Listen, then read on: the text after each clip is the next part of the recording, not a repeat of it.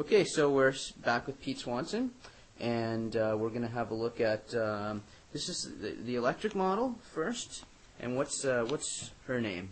This is Mary Lou W., named after Mary Lou Whitney. Mary Lou Whitney was a pianist and friends with Charlie Christian back in the 1940s, and she was the woman that introduced Charlie Christian to all the right people and kickstarted off his career. So when I went shopping for pickups and crafting out the look of this guitar, I immediately fell in love with the Charlie Christian pickup. The music from that era, I also love T-Bone Walker used this kind of pickup as well. This is a brand new take on that old style pickup. This is made by Jason Lowler. It uses a magnesium-based magnet rather than the big clunky steel magnets that they had back in the day. So it's a lot more lightweight. It doesn't buzz or hum or make noise or anything like that like the old one. Make for a really responsive instrument. Now this guitar, being electric, was designed to reduce feedback.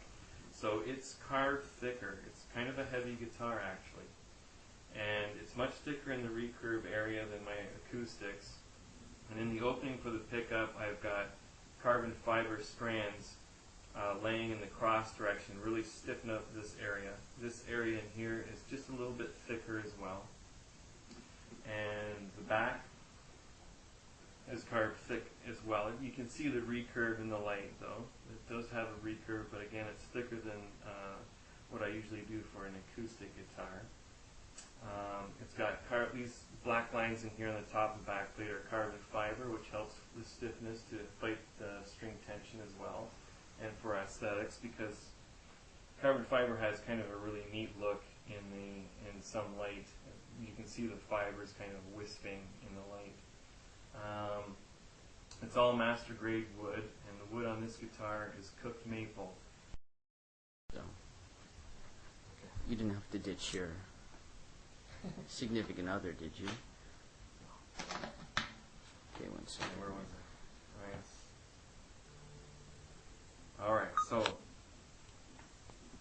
the top is Western red cedar, which is a tone wood they usually use for classical guitars.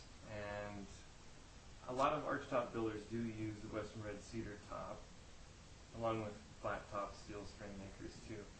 And it's a tone wood that has a really short break-in period in comparison to spruce, meaning that it relaxes a lot quicker, and it just has a darker tone about it.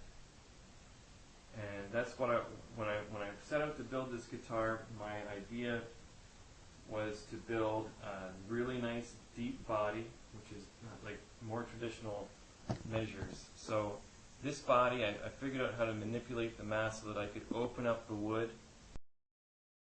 These three screws are to adjust the height of the pickup. I noticed that. And That's the chamber. interesting. So there's a big mounting plate underneath all of that. It's made out of plexiglass actually. But the problem is that most Charlie Christian pickup guitars are parallel braced, which means there's two pieces of bracing material, which is usually spruce, that go underneath the bridge and up to the upper bout. They probably did parallel bracing with most Charlie Christian pickups is because that they're wide and because of this mounting plate underneath, which would interrupt X bracing. So when you X brace, you want to go from about here underneath the bridge foot and up to the lower bout. But if I was to do that, my brace would come to here instead of up to here. So in order to get the right angles on the X bracing, I went straight here and then curved the brace in a simple form. Okay, I'm just going to pause that for a second.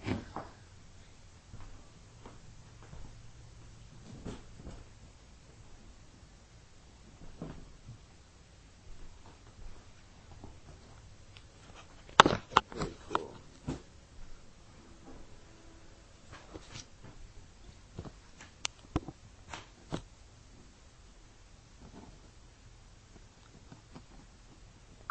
Okay, and so this is the acoustic. What's the acoustic's name? This is Jenny. This is the second acoustic that I made. This was a guitar that was up in Montreal with me. Sorry, did you have this and the electric with you? And one more acoustic, yeah. And the acoustic is the one that's now with Queen's, is that correct? No, it's in my shop. It just has a broken string on it, so she can't come out and play today. This guitar, though, what is different between this and the first acoustic guitar is that I started to do inlays. I had an idea where I could I use medium high fret wire for extra long life and easy leveling. What string gauge do you prefer? These are, I think these are 12 to 52s. Nice.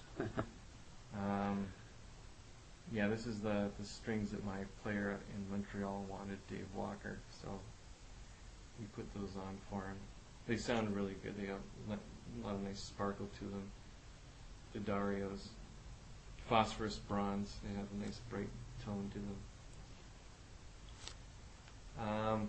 So when I do the action on my guitar, what I'm looking for is, instead of having relief in the guitar, I'm kind of experimenting with just doing a dead flat fretboard.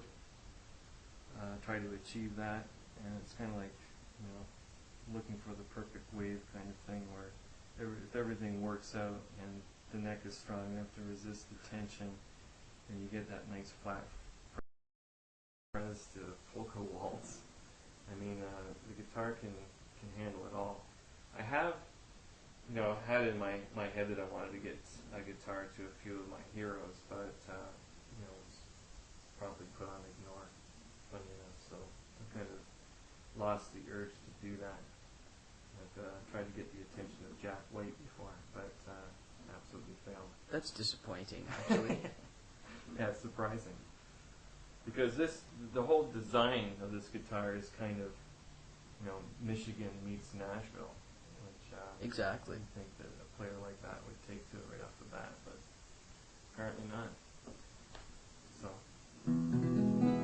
now this guitar is carved differently than the electric, in that you can go really fine in the recurve area so that it really vibrates. You want the guitar to be as light as possible in these areas, thinned out as much as possible, and that's where this design really shines.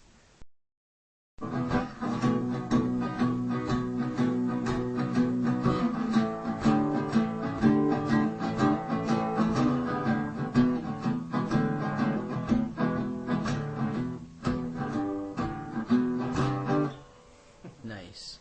Pete, thanks so much. If people want to get in touch with you or learn more about Dagmar Custom Guitars, where would they go to?